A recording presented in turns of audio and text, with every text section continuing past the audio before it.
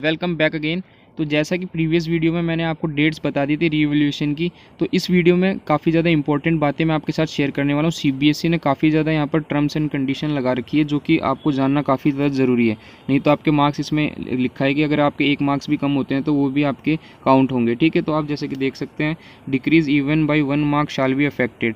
तो ये मैंने पूरा यहाँ पर स्टडी कर लिया है एंड इसको मैं आपको समझाने वाला हूँ शॉर्ट में।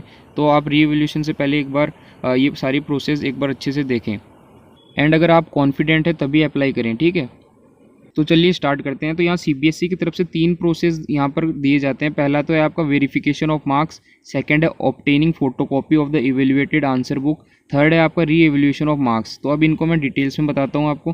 तो ये जो पहले वाले पॉइंट्स है ये तो जनरल पॉइंट्स है कि पहली जो एप्लीकेशन है आपकी ऑनलाइन होगी एंड जो आपकी फ़ीस है वो ऑनलाइन आपको पे करनी है। अगर आपकी ये जो फॉर्म में अगर इनकम्प्लीट होता है तो उसको रिजेक्ट कर दिया जाएगा और सिंगल एप्लीकेशन भर सकता है कैंडिडेट। और फिर यहाँ पर आपका जैसे कि आपने देखा 6th पॉइंट में अंडरलाइन भी कर रखा है, काफ़ी इंपॉर्टेंट पॉइंट है।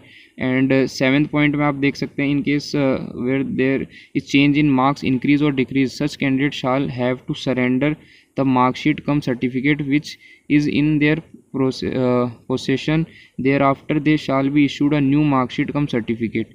तो जैसे कि आपका वेरिफिकेशन में मार्क्स कम हो या ज़्यादा हो तो वो आपका जो मार्कशीट है वो आपको सरेंडर करनी पड़ेगी एंड न्यू मार्कशीट आपको दी जाएगी। ठीक है, एंड जो 8th में है कि जो भी आपकी फ़ीस वगैरह है ये नॉन रिफंडेबल है। ठीक है, तो अब सबसे पहले वेरिफिकेशन ऑफ मार्क्स की हम बात करते हैं। तो वेरिफिकेशन ऑफ मार्क्स में आपको यहाँ पर जो डेट्स मैंने आपको प्रीवियस वीडियो में बता दी थी, इसमें भी मैं अभी आगे जाके आपको बताऊंगा। उसके बीच में आपको फॉर्म भरना है एंड पर सब्जेक्ट आपका 500 रुपीज़ यहाँ पर सीबीएसई चार्ज कर रही है। ठीक है, एंड इसमें वेरिफिकेशन ऑफ मार्क्स में आपकी इससे रीटोटलिंग वगैरह इस टाइप की चीज़ें की जाती है बेसिकली। एंड बी पॉइंट में आप जैसे कि देख सकते हैं, the result of verification marks will be communicated in the following manner. The result of verification of marks will be uploaded on CBSE की वेबसाइट पे। जो आपके मार्क्स है वो वेरिफिकेशन के बाद वाले वो अपलोड कर दिए जाएंगे। In case of change in marks a letter will also be send to the applicant by concern regional office. अगर आपके मार्क्स चेंज होते हैं तो जो आपको लेटर मिलेगा सीबीएसई रीजनल ऑफिस के तरफ से। ठीक है, थर्ड पॉइंट में आप देख सकते हैं, in case where there is no change of marks no letter will be send. अगर आपके मार्क्स चेंज नहीं होते हैं, सेम रह जाते हैं, तो आपको कोई लेटर नहीं भेजा जाएगा। एंड फोर्थ पॉइंट में देख सकते हैं, applicants are advise to visit CBSE website for the status of verification request. मतलब कि ये प्रोसेस ऑनलाइन है, तो आपको जो रिजल्ट जो चेंज वगैरह हुआ है वो भी ऑनलाइन है, आपको ऑनलाइन ही देखने को मिलेगा सीबीएसई के वेबसाइट पे। एंड सी पॉइंट में देख सकते हैं, only those candidate who will apply for verification of marks online will be eligible to apply for obtaining photocopy of answer books in that those subjects। इसका क्या मतलब है फ्रेंड्स, अगर आपने वेरिफिकेशन के लिए अप्लाई किया है तभी आप जो सेकंड प्रोसेस है जो कि फ़ोटोकॉपी वाला प्रोसेस है, ऑब्टेनिंग फ़ोटोकॉपी, उसमें एलिजिबल है। आप डायरेक्टली फ़ोटोकॉपी नहीं निकाल सकते, आपको पहले वेरीफाई करवाना है एंड उसके बाद में आप यहाँ पर फ़ोटोकॉपी निकाल सकते हैं। अब ये सेकंड जो है आपका photocopy applications for obtaining photocopy of the evaluated answer book. तो इसमें जो आपका जो अगर आप फ़ोटोकॉपी निकलवाना चाहते हैं तो उसका क्या प्रोसेस होने वाला है, only those candidate who have applied for verification of marks online in manner as prescribed above will be eligible to apply for obtaining photocopy of the evaluated answer book। तो जैसे कि मैंने भी आपको बताया, एंड जो इसमें जो चार्जेस है वो processing charge will be 700 per subject for class 12th। Schedule is given in annexure A. तो ये ऊपर जैसे आप इसका शेड्यूल भी दे रखा है। एंड सी पॉइंट में आप देख सकते हैं, application submitted on behalf of candidate and also incomplete application will be summarily rejected and fees deposited shall be fortified without any further reference। मतलब कि आपको एप्लीकेशन कंप्लीट करना है, नहीं तो ये रिजेक्ट कर देंगे एप्लीकेशन, ऐसा बोल रहे हैं सिंपली। डी पॉइंट में आप देख सकते हैं, photocopy of the evaluated answer book will be provided in candidates login account after blocking all information related to identity of the examiner. मतलब कि जो एग्जामिनर मतलब किसने आपकी चेक की आंसर शीट, ये सारी चीज़ें उसमें ब्लॉक कर दी जाएगी, मतलब वो सारी आपको शो नहीं होगी। बाकी जो आपकी आंसर शीट है वो आपको वहाँ अपने जो आपकी लॉगिन आईडी है उस पर शो हो जाएगी। फिर आप ई में देख सकते हैं, applicants will be provided scanned copy of the answer book in their login account. आपके लॉगिन अकाउंट में उसकी स्कैंड कॉपी आपको दिखेगी। ठीक है, फिर एफ पॉइंट में आप देख सकते हैं, if the candidate desire to challenge the marks awarded to any question then he she will have to apply online as the schedule for re-evaluation of marks।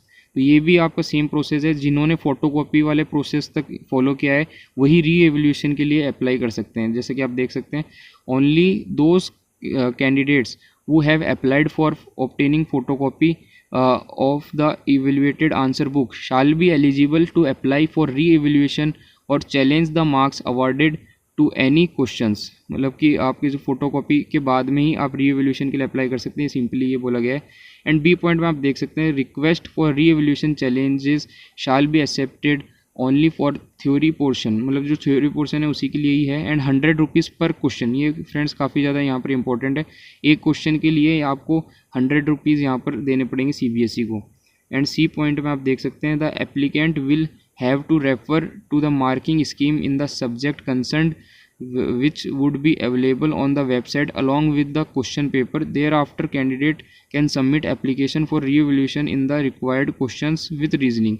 आपको जो मार्किंग स्कीम वगैरह वो सारी उसमें देख के फिर आपको बताना है कि मेरे जो आपके जैसे मार्क्स इसमें कम है, इसमें आपको कम अवॉर्ड करे गए हैं, वो आपको रीजनिंग भी यहाँ पर देनी पड़ेगी। एंड आप डी पॉइंट में देख सकते हैं, status of re evaluation shall be uploaded on website followed by a formal letter from the regional office. जो इस प्रोसेस के बाद में जो आपके चेंजेस वगैरह होते हैं तो आपको जो CBSE का रीजनल ऑफिस है वहाँ से लेटर भेजा जाएगा, फॉर्मल लेटर। फिर ये ई पॉइंट जैसे कि मैंने आपको बताया काफ़ी important, decrease even bye 1 mark shall be affected. तो ये मतलब आपके मार्क्स बढ़ भी सकते हैं, कम भी हो सकते हैं, ठीक है, ये दोनों यहाँ पर है। और एफ पॉइंट में आप देख सकते हैं, result of evaluation re evaluation will be final and no appeal और review against the re evaluation would be entertained. मतलब ये जो 3 प्रोसेस होते हैं ये आपका फाइनल है आपका, तो इसका जो इसके बाद में आपको कोई आगे मौका नहीं मिलेगा, ये सिंपली बोला गया है। इन case of all the above 3 activities that is 1, 2, 3 decision of the competent authority of the board on the marks awarded shall be final and binding on the candidates. तो ये जो बोर्ड का फाइनल डिसीजन होगा, ये सारी बातें तो CBSE ने यहाँ पर लास्ट में बोली है। फिर जो फोटोकॉपी वगैरह ये सब है, ये RTI एक्ट के तहत आती है।